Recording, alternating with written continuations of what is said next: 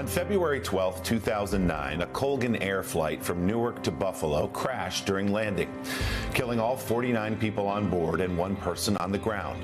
For 15 years, there was not another major commercial airplane crash in the United States until Wednesday night.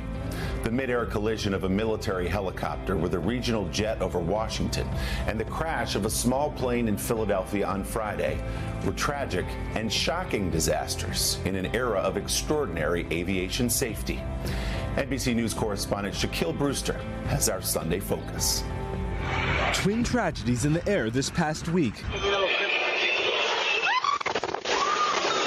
6 people on a medevac plane and at least 1 on the ground killed when it plummeted to the earth in Philadelphia. That crash coming just 2 days after an Army Black Hawk helicopter collided with an American Airlines regional jetliner over the Potomac River at Reagan National Airport. Crash.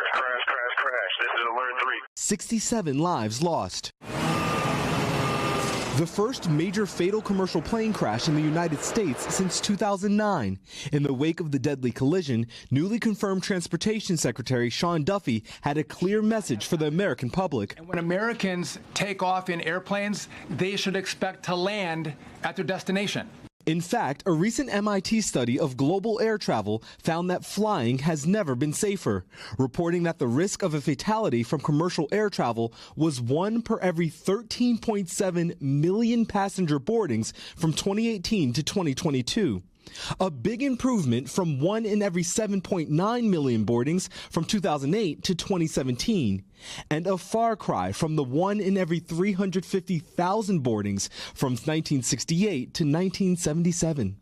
Jeff Guzzetti is a former NTSB and FAA aircraft accident investigator. There should be no hesitation by any American citizen to get on a major airline commercial flight today.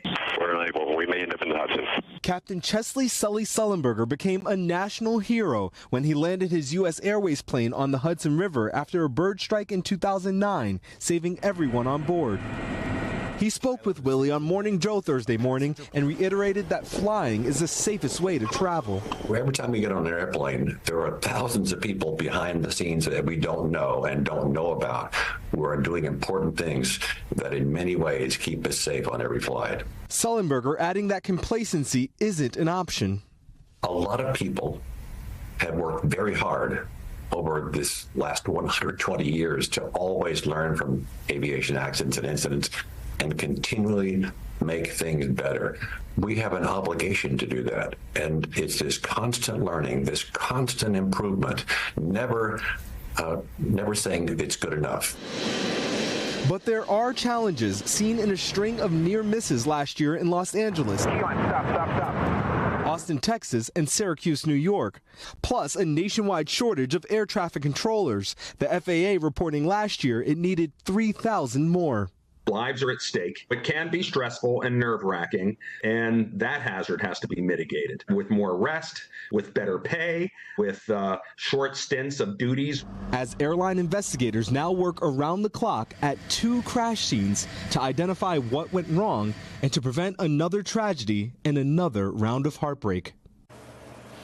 And Shaq joins me now live from Wichita, where American Eagle Flight 5342 originated on Wednesday. Shaq, good morning. We saw an emotional NTSB official at a briefing last night pleading for changes that may have prevented the collision in Washington. So could we see some new regulations after the investigation is complete?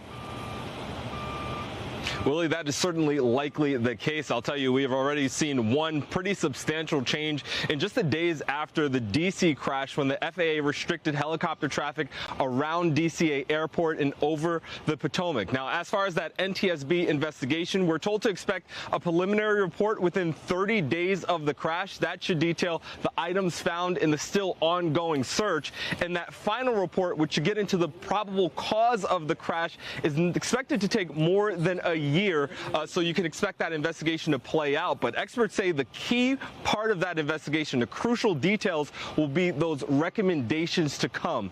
Past investigations have led to changes in everything from where pilots store their navigation charts in the cockpit to mandates for specific security and safety systems that aircraft should have. The bottom line is the FAA wants to study this and do what they can to make sure crashes like these don't happen again, Willie. Yeah, sounds like some changes may be coming to make air travel even safer than it already is. Shaq, thanks so much. We appreciate it.